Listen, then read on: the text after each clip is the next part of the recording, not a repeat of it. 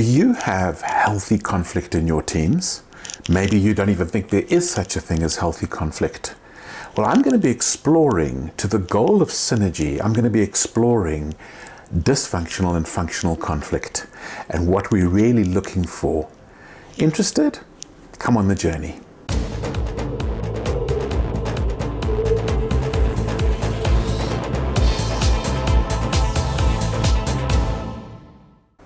This week our quote comes from Covey. A very simple quote. It simply says this: synergy is better than my way or your way, it's our way. Covey. Now, how does that impact where we're going with our teams? How does that impact us as conscious leaders? Leaders who want to build synergistic teams. And it's really quite interesting because the thing that we need to address is the issue of conflict. Conflict is the issue to address. Now, what do I mean by that? Well, as teams develop, they go through various stages of what is sometimes called functional or dysfunctional conflict.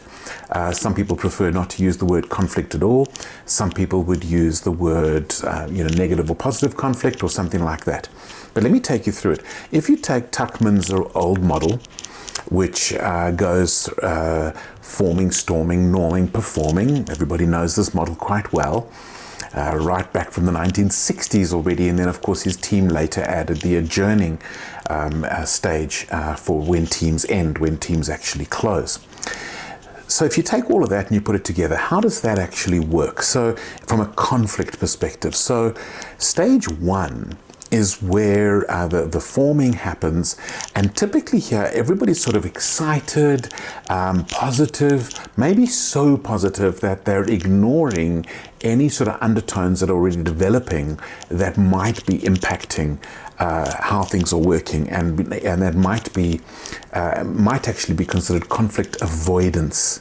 And conflict avoidance is a type of conflict that actually is negative. It is dysfunctional.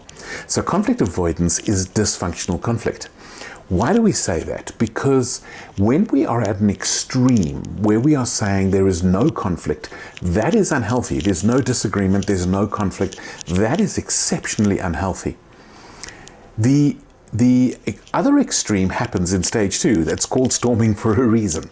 And what actually happens in stage two is we get to this place where the conflict is now dysfunctional on the other extreme. It's like war, it's like rage, it's like people being offended and passive aggressive and dismissive and interrupting and all of these things start to come out. And this is typical stage two.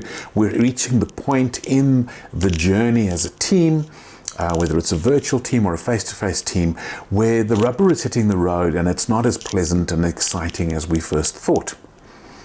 Again, that is dysfunctional conflict. A weird thing happens in stage three, where we get to the norming part, where we're actually starting to normalize, we're starting to get on board with what our purpose is as a team and how we're working together. And the problem is, coming out of the dysfunctional, aggressive conflict, we become a little bit too avoidant. We're a little bit like, well, we don't want any more of that. And so what often happens is there is a lack of disagreement, healthy disagreement. So maybe sometimes the first idea that comes on the table, everybody agrees with, because we're now norming. We're all sort of fitting in and trying to make this thing work. We've got a bit of purpose going. And ultimately, where we want to get to is the performing stage, where we know our purpose, we know how we're going to work together, we know each other's strengths and weaknesses, we know who we've got, and we know what our objectives are. So we know the why and the detail of what we're trying to do. Now, at this stage, when everybody's 100% bought in, it's called performing for a reason. It's not just performing because, oh, everybody's getting along so famously that we just, everybody's just putting their heads down and working. No, it's called performing because our problem solving is at a higher level. Our way of handling conflict is at a higher level. And so whether you want to call it conflict or simply disagreement, it's healthy disagreement. It's when we have solution A proposed by one person, solution B proposed by another, and we actually are able to say, how do we work with this? Can we work through it? And what we end up then doing is finding a solution C that incorporates the best of both. Not a compromise. Be really clear about this. It's a solution that solves the reason, the drive behind solution A and the drive behind solution B, and comes up with a better solution that addresses both of those drives, both of those concerns. And so, why am I talking about conflict? Because our quote this week about synergy is better than my way or your way. It's better than your solution or my solution. It's our solution. And that's what we want to get in our high-performing teams. That's what we want to get in our leadership teams. That's what we want to get in our production teams. That's what we want to get in our installation teams, our work teams, and our families, is getting to that place where we can synergize, where we can hear each other to the point that we come up with a better solution. And this is where 1 + 1 is no longer 2, maybe it's 3, but what I like is 1 + 1 is 11. Isn't that amazing? What about you? Where are you at? Do you find your teams developing? Are your teams at the place where the conflict is healthy, the conflict is productive, the conflict is beneficial?